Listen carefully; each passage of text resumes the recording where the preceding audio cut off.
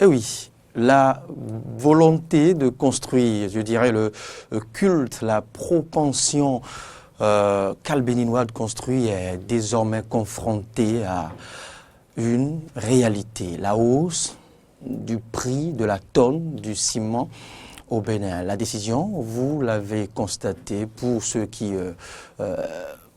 s'intéressent à l'actualité, à l'économie au Bénin. La décision est tombée depuis quelques jours. Et puis, on note une sorte de solidarité vis-à-vis des différentes sociétés qui promeuvent, qui fabriquent du ciment au Bénin. Alors, comment les citoyens béninois ont-ils accueilli cette nouvelle hausse du prix de la tonne du ciment au Bénin? La question sera posée à nos deux invités, deux spécialistes des questions d'économie, Casimir Pejo et Wilfried Monou. Bonjour Casimir. Bonjour Loris, bonjour chers téléspectateurs. Bonjour Monsieur Monou. Bonjour Loris, bonjour téléspectateurs. Oui, dans les coulisses de la préparation de ce numéro du débat Affaires croisées, eh bien, un ami nous confiait que, voilà, pour mieux gérer la morosité ambiante au Bénin, eh bien, depuis peu, il a pris la décision de ne plus s'essayer à la tonne du ciment. Eh bien, il prend juste le paquet de ciment, un paquet, soit un paquet par mois ou deux paquets après paiement du salaire. Maintenant, voilà que le prix auquel il était confronté a changé. Casimir Pejo, je ne sais pas comment vous l'appréciez, vous appréciez la nouvelle hausse du prix de ciment. C'est le trop-plein actuellement qui va fâcher. C'est le trop-plein. C'est vrai que je ne dirais pas. Bien sensible. Très sensible d'ailleurs, parce que... Ça aurait été 1000, 2000 francs. Qu'on comprendrait. 15 000 francs CFA. 15 000 francs CFA devront donc désormais être ajoutés aux 65 000 francs pour pouvoir disposer du même produit d'il y a quelques jours encore. C'est donc la décision des... Dans ce Bénin qui financièrement ne court plus? C'est vous qui le dites, et ceux qui ont l'argent savent là où se trouve l'argent, et donc tout le monde ne vit pas la même situation. Mais alors, de là à augmenter le prix du ciment, la tonne bien évidemment, augmenter 15 000 francs, je disais tantôt, c'est l'ultime décision du Bénin révélé, du Bénin de la rupture du Bénin, je ne sais plus quelle expression employer. Certes, la décision n'est pas officielle. Vous voulez y voir aussi l'exécutif dans cette Non, hausse? nous sommes dans un... Quand on parle du Bénin révélé, c'est un système dans lequel nous sommes. C'est une gouvernance actuelle. Mais je n'ai pas dit à le dire ici, c'est révélé. à croire que c'est le gouvernement qui a pris la décision. Nous sommes dans un Bénin révélé. Donc, c'est partant de ce principe que je suis en train de parler. Donc, du cadre dans lequel nous sommes en train d'évoluer, le cadre politique qui nous gouverne depuis 2016. Donc, par ce temps donc, de la révélation du Bénin, les consommateurs vont devoir payer 15 000 francs supplémentaires pour pouvoir disposer du même produit. Et vous savez, par ce temps, quelle est la difficulté qui est celle donc des citoyens, excusez du peu, quelle est la difficulté qui est celle donc des citoyens béninois donc, et de toute la communauté, parce que ce n'est pas que les Béninois qui achètent donc du ciment, il y a aussi des communautés étrangères qui vivent au Bénin et qui sont engagés donc à investir.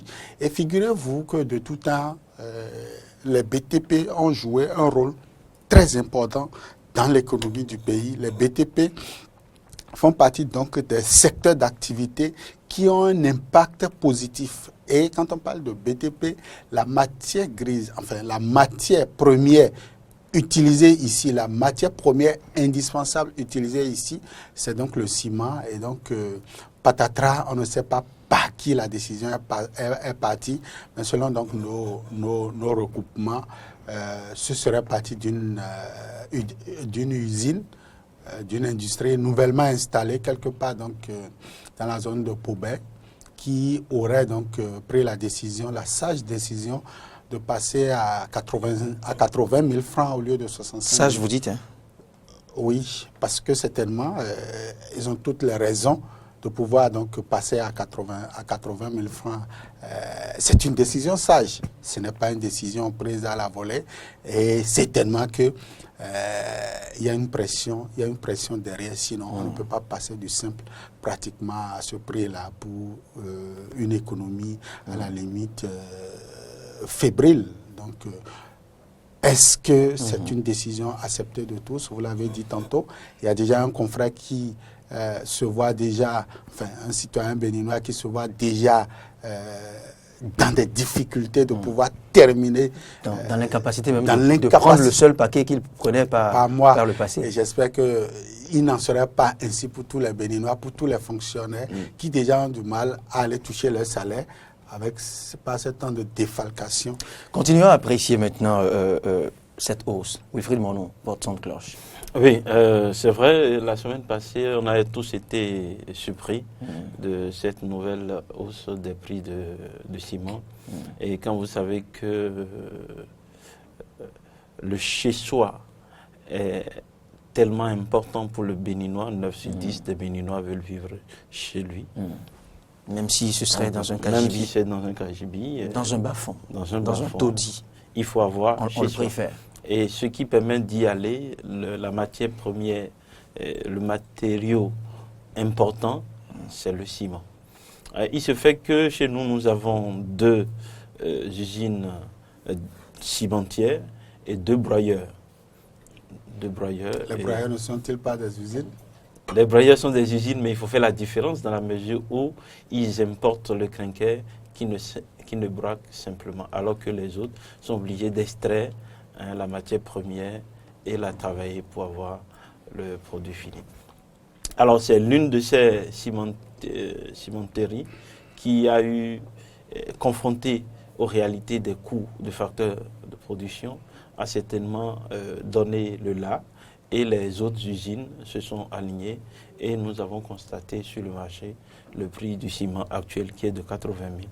Oui, Kazebi Péjo, pourquoi une telle hausse, puisque vous jugez cette décision de très sage? Pourquoi une telle hausse? Pourquoi cette décision d'augmenter le prix de la tonne du ciment? Alors, 2 facteurs peuvent influer donc l'augmentation ou la réduction du prix d'un produit comme le ciment. Le premier facteur, c'est le coût de l'énergie électrique. Vous savez que la qualité de l'énergie électrique n'est pas des meilleures au Bénin.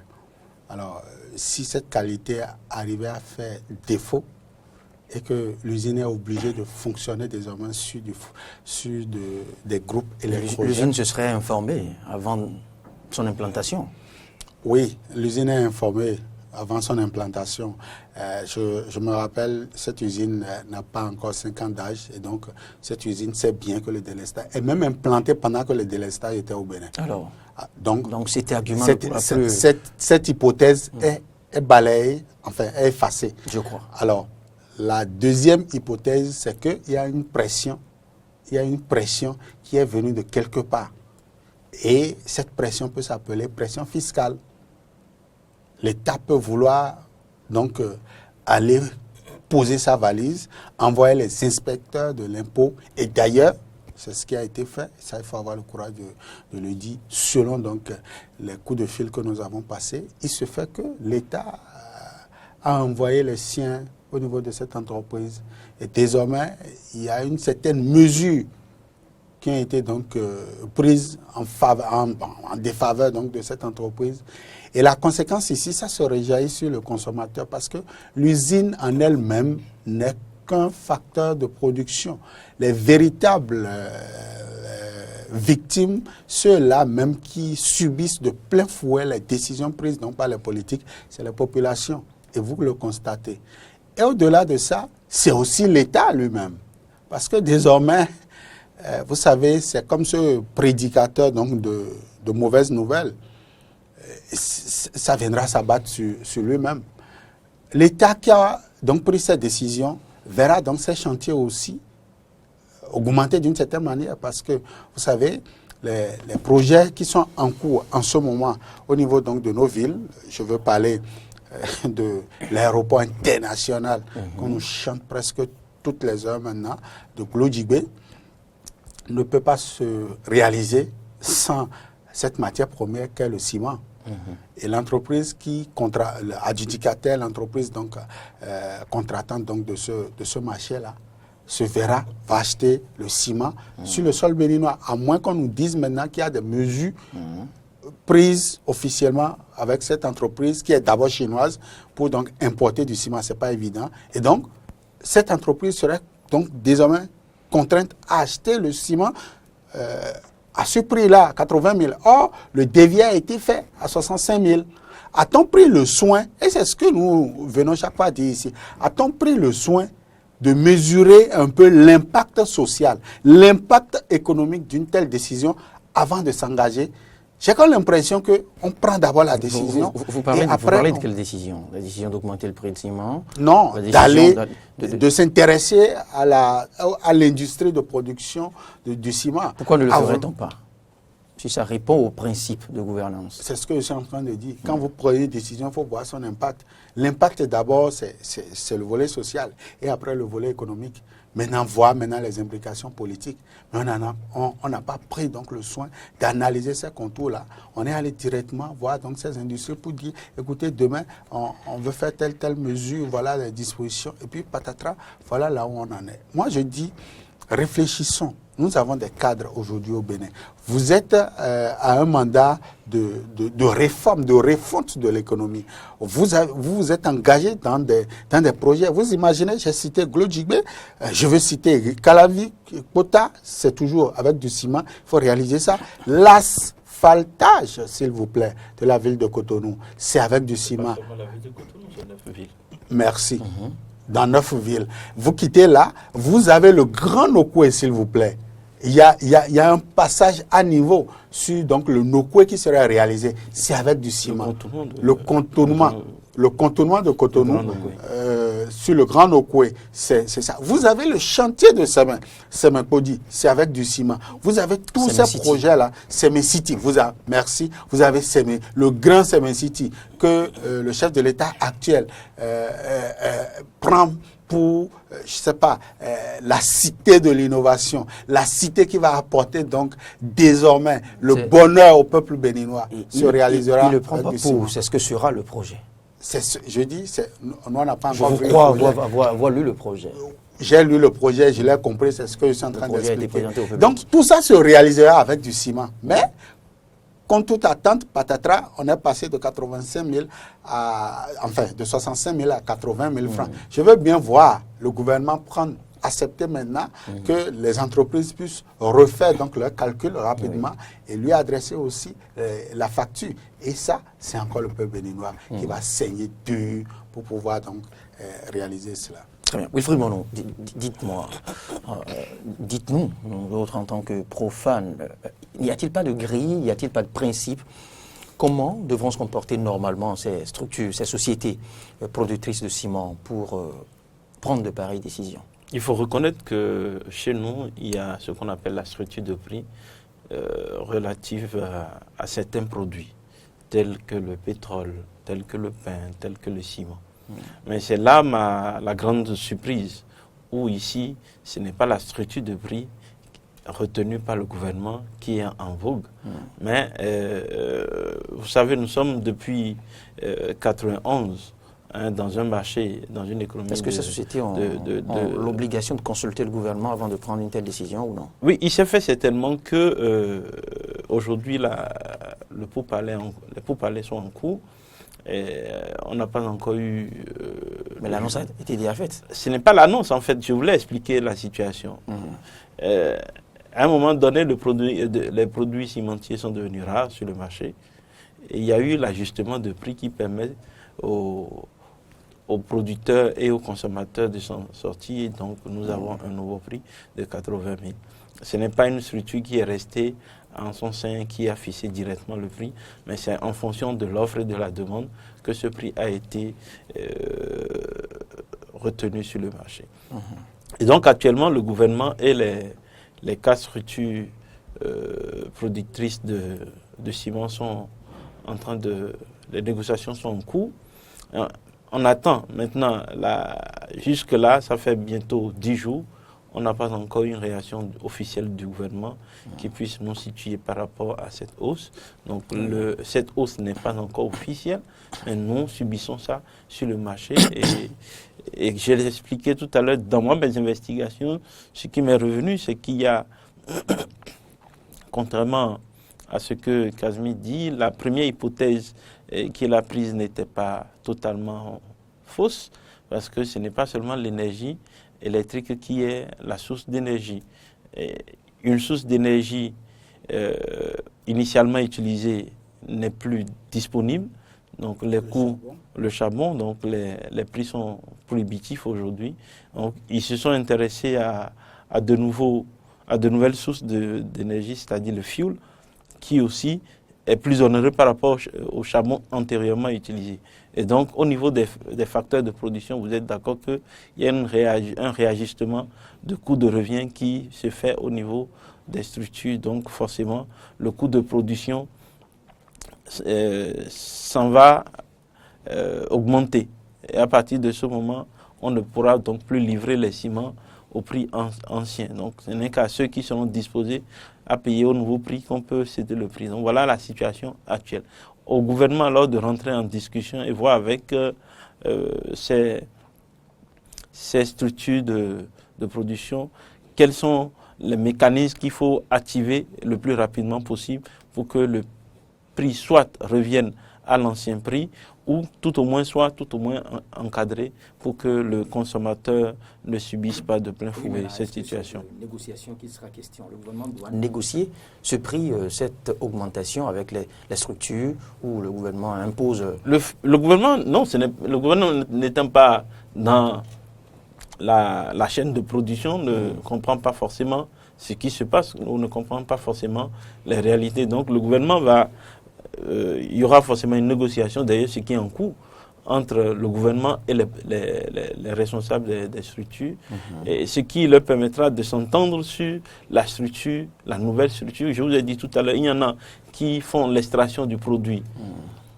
dans le sol béninois, et il y en a qui importent le crinquet et qui brûlent le crinquet. Donc, vous êtes d'accord que pour ceux qui importent de l'extérieur, la matière première utilisée au niveau de ces entreprises, elles importent aussi forcément l'inflation. Maintenant, l'énergie, le fioul qui est utilisé par la plupart de ces usines est aussi un produit importé, donc qui subit aussi l'inflation. Donc, à partir de ce moment, les coûts de production connaissent une hausse et il faut forcément le prix de revient qui s'en ressent. Et donc, on est tenu de prendre en compte cette réalité dans la fixation du prix de cession du produit. Et le consommateur qui est disponible à accepter ce prix l'achète. Mais puisque c'est un produit de grande consommation qui a une grande influence sur la vie des Béninois, nous attendons la réaction du gouvernement et nous demandons que cette réaction soit proactive. Sinon, il ne faut pas laisser ce prix qui fait ployer les consommateurs béninois. Il ne faut pas laisser ce prix sur une longue durée. Il faudrait le contenir très rapidement et revoir ça un temps soit peu à la baisse, parce que passer de 65 000 à 80 000, c'est suffisamment grand pour que, au niveau de la structure économique, il n'y ait pas un ressenti. Nous allons suivre l'indice de prix à la consommation du mois d'avril et certainement l'indice de production industrielle aussi, qui connaîtra certainement une perturbation au niveau des BTP que nous allons essayer de suivre. Donc voilà un peu la situation. Par rapport au chantier c'est vrai, il y a cet impact qu'il y aura, donc le gouvernement sera certainement appelé à revoir les contrats si le prix n'est pas contenu dans les justes milieux pour qu'il n'y ait pas trop de modifications des contrats qui sont en cours d'exécution actuellement. Du fait de ce prix, de cette inflation qui risque de frapper tous les secteurs relatifs au BTP. Très bien. À vous suivre jusque-là, c'est que les différentes sociétés productrices de ciment au Bénin, quoi qu'on dise, finiront par s'en sortir. Et le consommateur, et le citoyen, donc. Merci. dans cette situation? Merci Loris. D'abord, vous avez compris toute l'inquiétude ce matin à débat de ce sujet. Mais avant de répondre à votre question, qu'il me plaise de dire aux téléspectateurs que jusqu'à hier, je croyais à l'hypothèse, à l'argumentaire évoqué juste là, c'est-à-dire la production de l'énergie électrique, le charbon qui sera désormais rare au niveau des centrales. Et d'ailleurs, je crois que le charbon n'était pas une bonne source parce que ça pollue et puis tout ça. Donc, il fallait y mettre un terme. Alors, je dis jusqu'à hier. Mais lorsque j'ai suivi le ministre du gouvernement, Jean-Claude Oussou, le ministre de l'énergie, planché hier, lorsqu'il a fini de faire son débat, j'ai balayé d'un revers de main la question donc de l'énergie qui serait à la base des 15 000 francs. Ça, c'est terminé. C'est terminé. À moins que le ministre ait dit des comptes vérités ou bien n'ait pas dit toute la vérité sur la production de l'énergie au Bénin. Parce que ce qu'il a dit hier me rassure et me conforte. Et m'amène à dire les 4 usines-là et d'autres, parce que ce n'est pas que les usines de ciment que nous avons au Bénin. Donc, toute la bagatelle d'usines que nous avons au Bénin, aujourd'hui peut se frotter les mains pour dire désormais, nous avons de l'énergie, non seulement en quantité suffisante, mais on tend vers le prix réduit, l'autonomie. C'est ce qu'ils ont expliqué hier. Justement. Donc je suis désolé, je suis véritablement désolé. Et ça, j'interpelle donc les membres du gouvernement. Est-ce qu'ils sont au Bénin? Est-ce que véritablement le gouvernement vit au Bénin? Est-ce que le chef de l'État et ses ministres sont des Béninois et vivent au Bénin? Pourquoi le dites-vous? Parce que le prix du ciment a augmenté depuis une semaine. Ne me dites pas que cette émission a été enregistrée depuis 2 semaines. Si c'était enregistré depuis 2 semaines, je comprendrais. Nous sommes plutôt en direct. Nous sommes en direct. Mais l'autre émission, il peut y avoir des mises en boîte. Donc, on ne peut pas avoir... Vous parlez du gouvernement. Du débat d'hier. Oui, le débat d'hier... Ça rentre dans le cadre des émissions spéciales concoctées pour les 2 ans de gouvernance. Enregistrées, les mises en boîte. Et donc, je dis, si cette émission a été enregistrée après une semaine, c'est-à-dire dans la foulée de l'augmentation, le ministre ne peut pas avoir dit ce qu'il a dit hier. C'est terrible. Mais c'est opposé, là. C'est pourquoi je dis, j'ai balayé d'un revers de main. Je ne voulais pas expliquer pourquoi je dis l'énergie n'est pas le facteur donc d'augmentation du prix. Parce que le ministre, il m'a convaincu. Comme il a convaincu tous les Béninois. Donc, je me mets dans l'hypothèse ils sont allés là-bas pour demander une augmentation. Parce que les finances aujourd'hui, parce qu'on a compris, ça, il faut avoir le courage de le dire. Depuis que cette usine a été installée, si vous voulez, on va rentrer dans les méandres donc, de cette économie-là. Depuis que cette usine a été installée au Bénin, l'économie béninoise a pris des élans, a pris désormais de nouvelles couleurs, d'oxygène, de nouvelles couleurs. Une seule entreprise? Bien sûr. Demandez, vous en êtes sûr? Interrogez. Je suis en face donc de mon nom. Depuis donc, je crois 2014, l'économie béninoise repose. Il a fallu seulement 7 usines pour que l'économie. Une seule usine. Oui. Une seule. Il parle de 7 usines. Ah oui, de 7 usines. Oui, de 7 usines-là. Cette seule usine. Et non, 7, 1, 2, 3, 7. Non, de cette seule usine-là. Pour que tout change. La présence de cette seule usine dans donc, le statut, dans la configuration économique, pas dit Casimir Pédion, a dit l'Institut national de la statistique, c'est bien ça, l'INSAE, l'Institut national de la statistique et de l'analyse économique, c'est bien ça. Donc on gagnerait simplement à terre toutes les autres activités. Non, ce n'est pas ça, vous continuez. Et à promouvoir rien que cette usine. Et le Bénin irait mieux. Désormais, l'économie béninoise n'est plus portée que par le coton. C'est désormais l'industrie manufacturière et donc cette usine-là, installée nouvellement, donc quelque part à Mansi, qui permet aujourd'hui à l'économie béninoise de mieux se porter. Et donc, tout dirigeant qui vient ne peut que prendre cette usine comme la poule aux œufs d'or. Et donc, il faut aller chaque fois vers cette poule-là, la soulever et chercher quelques œufs et venir faire son omelette. Mais c'est sans compter que... Encore que ce que vous évoquez là, nous n'en avons pas les preuves. Je vous ai dit, ça n'est pas le menu de notre allez thématique. Sur le site de l'INSAE. Vous êtes d'accord avec moi? Allez sur le site de l'INSAE. On pourra y consacrer autre tribune. Allez prendre les notes de conjoncture depuis 2014 jusqu'à l'avènement de la rupture, jusqu'à la date récente. Vous allez voir que l'industrie aujourd'hui au Bénin se porte bien parce que cette usine de production du ciment a donné un souffle nouveau à l'économie béninoise. Et donc, c'est de gaieté de cœur certainement qui sont allés donc opérer des mesures fiscales au niveau donc de cette usine. C'est de gaieté de cœur. Je dis, il faut réfléchir. Wilfried l'a dit tout à l'heure, les pourparlers sont en cours. Pourquoi prendre d'abord une décision et négocier après? Pourquoi ne pas négocier d'abord avant de prendre la décision? Pourquoi nous avons un système politique, un système de gouvernance qui commet d'abord la faute avant de venir réfléchir?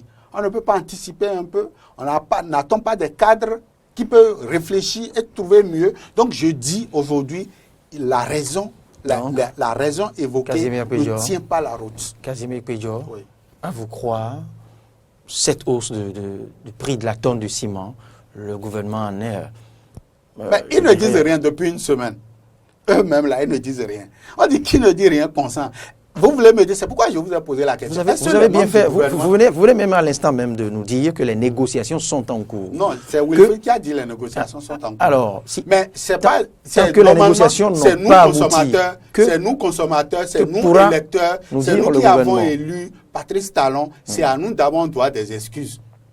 On doit nous dire... Suite à ça, on a constaté la hausse des prix. Et donc, pour cela, vous voudrez bien nous excuser, nous entrons en négociation, le temps que nous ramenons ce prix. On n'a même pas dit ça. Je rappelle que vous n'avez pas répondu encore à ma question. Alors, pour répondre à votre question, quel est aujourd'hui vous avez partagé avec nous la santé de la fameuse entreprise. Oui, c'est pour expliquer, c'est pas pour partager la santé, mais c'est pour expliquer d'où est-ce qu'on est parti. Maintenant, pour revenir aux conséquences sur le consommateur final, c'est ce que vous et moi, nous allons subir. C'est déjà que les propriétaires vont profiter pour augmenter le prix du loyer, surtout dans Cotonou et ses banlieues.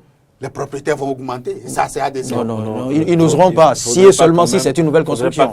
Ils n'oseront pas. Quand ils vont le faire, le bien ne me dira pas ce soir que ça a augmenté et que le vous allez voir. Non, ils n'oseront pas. Si la décision perdue, vous allez voir, les propriétaires vont rentrer dans le jeu. Et quand les propriétaires, c'est ce que je dis, il y aura l'inflation. Ça, il n'y a rien à faire. Il faut pas. C'est pas. Nous ne sommes pas à l'église. C'est à l'église. Quand on parle, on dit on ne le souhaite pas. Non, ici, il n'y a pas de souhait. C'est de cause à effet.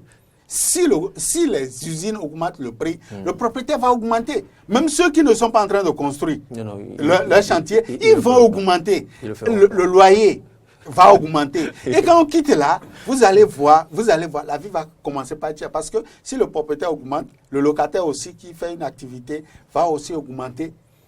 Et au finish, nous allons où avec ça?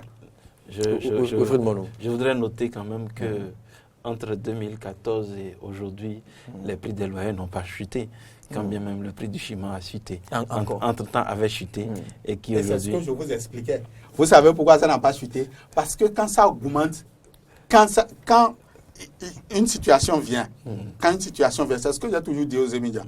Quand l'essence augmente, il dit, c'est l'essence qui a augmenté, c'est pourquoi on a augmenté le prix. Je dis, mais quand ça chute, vous ne nous dites pas aussi, c'est parce que l'essence a chuté. Donc, personne ne veut descendre. Mais il profite de la situation pour corriger quelque chose qu'il ne devait pas corriger. Donc, je vous dis, en son temps, il y avait aussi augmentation. On était allé à la lisière des 100 000.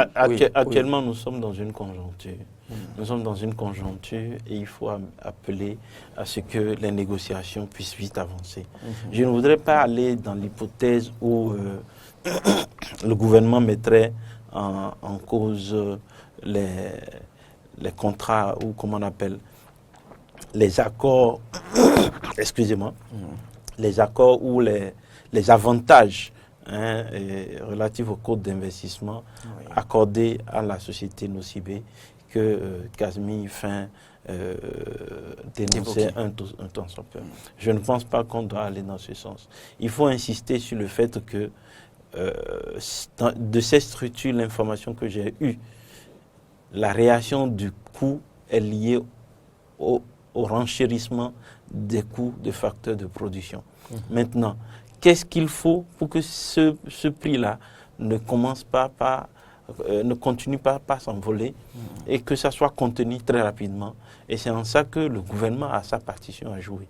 Il faut que le gouvernement puisse rapidement recadrer les prix et maintenir ça en tenant compte de l'évolution du pouvoir d'achat qui déjà est en pleine souffrance chez nous.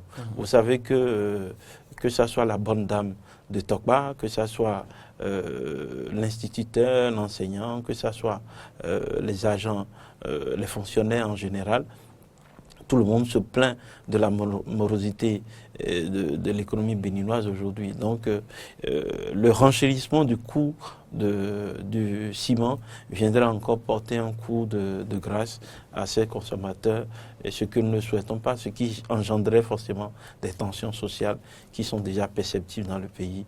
Et il faudrait que le gouvernement réagisse au plus vite pour que cette situation soit contenue. Alors, pour conclure cet entretien, Casimir Pédior, en entendant les résultats des négociations, quelles sont les perspectives? Les perspectives sont heureuses, mais à une seule condition, que le Bénin ouvre son marché. Nous sommes dans un marché de libre-échange. Il y a un opérateur nigérien qui produit du ciment bon marché, de qualité, qui quitte depuis le Cameroun ou bien depuis le Nigeria et qui va jusqu'au Ghana. Cet opérateur économique est au Sénégal. Et grâce à sa présence au Sénégal, le coût du ciment aujourd'hui au Sénégal tourne autour de 60 et 65 000. Et j'ose croire... Vous auriez voulu la voir au Bénin? Et il traverse même le Bénin. Cet opérateur a fait passer sa production par le Bénin. Au Bénin. Mais on lui a interdit de venir poser donc sa valise au Bénin. Vous en avez les preuves? Bon, puisqu'il ne déverse pas son contenu ici. Ça ne voudra pas dire qu'on le Bénin a protégé son marché du ciment. Grâce donc à l'installation, je ne dis pas à cause, grâce à l'installation de l'usine dont il est question, de la Nocibé, on veut protéger, ce qui est encourageant. Je suis d'accord. Mais Wilfried, comprenez que nous avons ratifié l'accord de libre-échange et au-delà, nous avons le texte CEDEAO. Non, le texte CEDEAO n'empêche pas.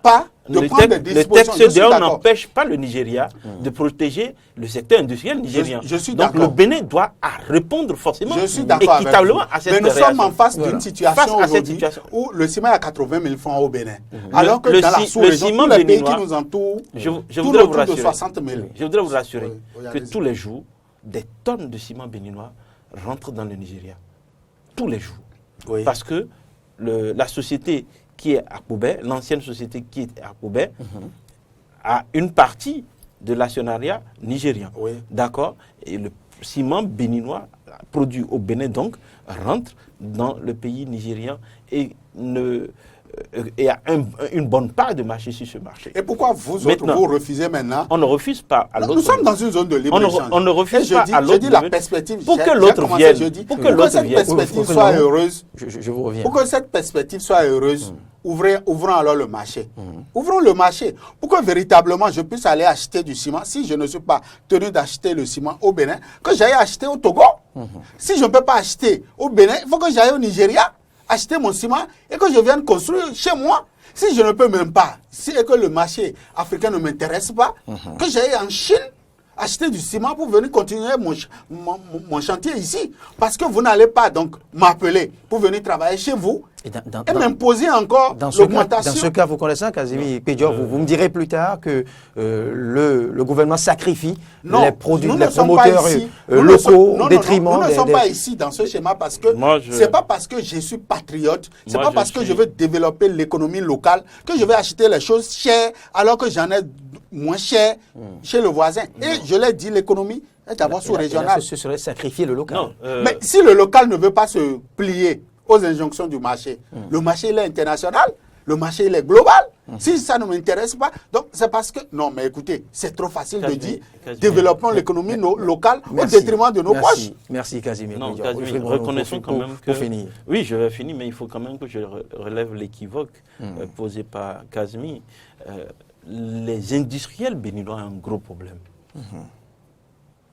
Les produits béninois se trouvent aisément concurrencés par les autres pays hors béninois. Or, il suffisait que le Bénin aussi, par rapport au respect des tests, par rapport aux normes des mesures non tarifaires, que le Bénin aussi puisse protéger les industriels béninois. Sinon, si nous n'avons pas d'industriels, nous n'aurons pas d'emploi. D'accord? Donc, il ne faudrait pas que on invite à ce qu'on ouvre le marché et que les produits béninois puissent être étouffés par les produits très souvent mal façonnés, parfois même contrefaits, viennent concurrencer agréablement les produits qui se battent à respecter les normes internationales. Donc, pour revenir au sujet, pour moi, pour finir, il faut inviter quelques perspectives le gouvernement.